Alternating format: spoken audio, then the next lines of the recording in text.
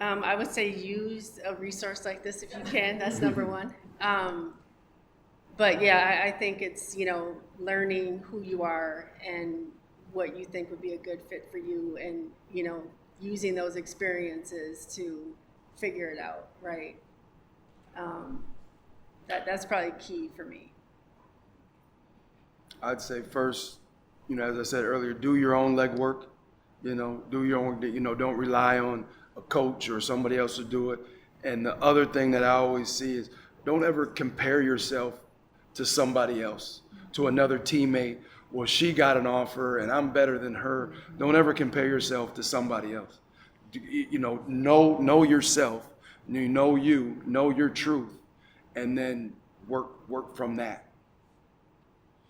I'm kind of dittoing you guys, but understand your purpose. What is your outcome? What is your expected outcome from your experience? But also make sure, again, you do your research and understand the coach that you choose to play for and how they view you. Because once they view you in a certain way, it's really hard to overturn that. So if you want to be a standout, but number one, you're number third on the recruiting list, you're coming in as number 3.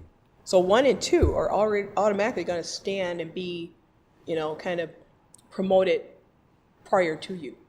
So if that is a person, if you're a role player, understand you're a role player. If you're a person that needs to stand out, understand. And a quick story, Tamara Moore was being recruited by Tennessee at the time where they had the 3 Meeks. And I had to tell Coach Summit to her face, which was scary as I don't know what, that I don't think this player would excel playing for Tennessee because she needs to start. And, we went back and forth, and eventually she ended up going to a different school and having one heck of a career. And Coach Summit agreed with me and said, I understand where you're coming from, and I will still honor my scholarship, but I get it. So this kid, Tennessee at that time was the UConn, but she ended up going to play for the Badgers, Coach Summit's good friend Gene Albright, Dieterle, and had a great career, and ended up still playing in the WNBA for a while, but it was a better fit for her. So understand where you fit in within that, because that really is going to determine your narrative. Yeah, I would say again, be patient.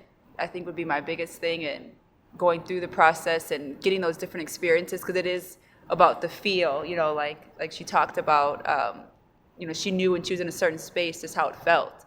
And for me, only going to Minnesota, I couldn't explain what I felt when I went to any other campus because I didn't know. I had nothing to compare it to. I feel like I had one other thing and I forgot. Driving your car and being selfish when you're driving your car. And it's easy because you care about all the people around you. And so I've always been a person where I listen to people that have been through experiences and have been through things, and the people in my corner, and just knowing who those people are. So I think you have a little bit of time to identify who's in your car, and then just protecting yourself and protecting your vision that you have for yourself, and try to close the windows on all the distractions.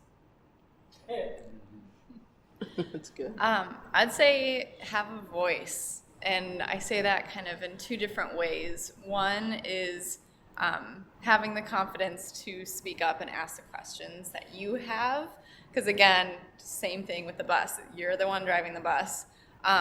So confidence is one with that, but also preparing and having questions before you talk to that coach after the game or before you go on a campus tour or something like that. You'll learn when you start applying for jobs, you need to prepare questions before your interviews, and it's the same thing. So showing that you have taken the time to really think about this opportunity and ask what you want to know. I probably asked maybe a quarter of the questions that I actually had in my brain. And if that coach would have heard all of my thoughts and the questions that I had, they would have learned so much more about me, and it would have been a much more fruitful conversation if I really asked what I had on my mind. I think just enjoy the process. Go into this with an open mind, and Don't be pressured into anything because they're going to say to you, well, you have to commit by such and such. We've got these other people waiting. So it's your deal. It really is your deal. I think the thing that I remember about college and recruiting was, I'll never forget, I was a freshman at McAllister, which is where I went. And the coach would call me in as a freshman. He'd say, you know what, Kaz, we got these point guards coming in. We want you to show them around game. I'm like, he plays the same spot? No. You find someone else, right? And no, they're always trying to out-recruit you. So you understand when you go to a place that you're going to have to show people around that play the exact same spot, have this huge resume. And at the next level, believe me, at the D1 level, those coaches are getting paid a pretty good sum of money. And their job is to win. And if they don't win, guess what they're going to have to do? They're going to have to go out and find a real job where they don't make nearly as much money. And, so that's why it's like, yes, you want to have a great relationship with your coach, but understand they need to win in order to keep their jobs. You just, at the end of the day. So work hard, trust yourself, but enjoy the process. Don't be one of these people that wants to sit and brag on social media. You got 14 offers. All right, I once had a player that said, yeah, I've got it narrowed down to my final 13. Honestly. And I'm like, you get one. So, give me a break. So.